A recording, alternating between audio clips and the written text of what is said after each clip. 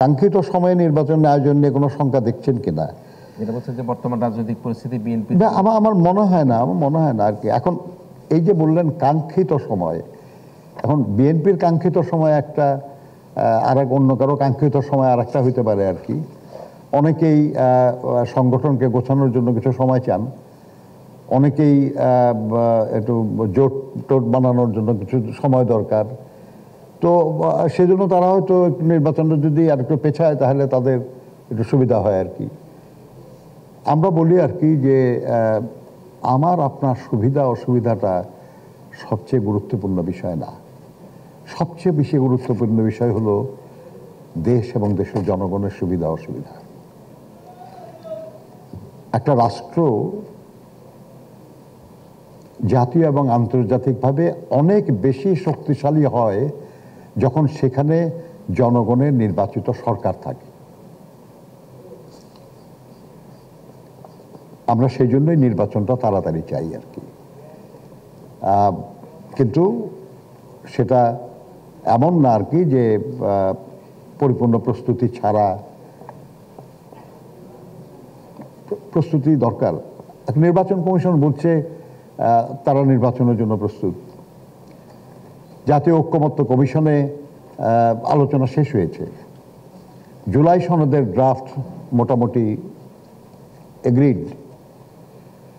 তাহলে নির্বাচন বিলম্বিত করার তো আর যুক্তিসঙ্গত কোনো কারণ দেখি না আমরা। সেজন্য আমরা মনে করি যে এটা হয়ে যেতে পারে। এবং মোনালিসা হেভি ফ্লো 15 পিস প্যাকেটের সাথে 8 পিসের একটি প্যাকেট একদম ফ্রি।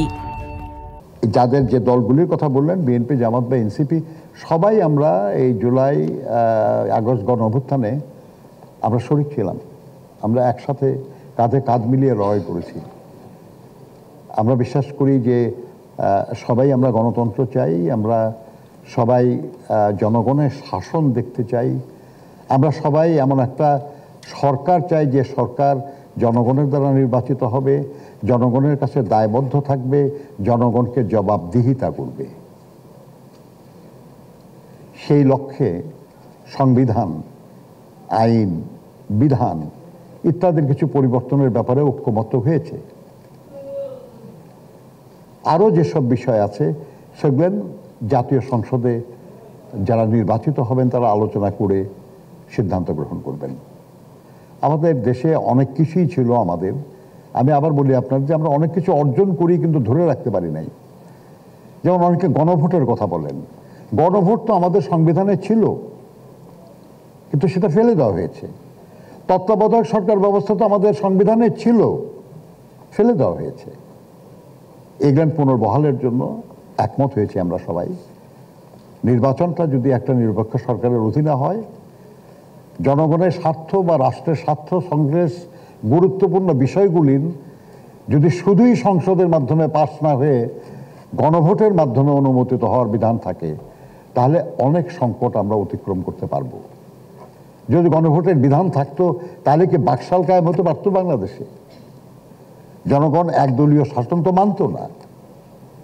যদি গণভোটের বিধান থাকতো তাহলে তত্ত্বাবধায়ক সরকারের যে বাতিলের আইন, এই আইন সংসদে অনুমোদন হতে পারতো না, জনগণ এটার বিরুদ্ধে রায় দিত। সেসব জিনিসগুলো করা হয়েছে বলে আমার বিশ্বাস যে একটা পরিস্থিতি সৃষ্টি হয়েছে। এই পরিস্থিতিতে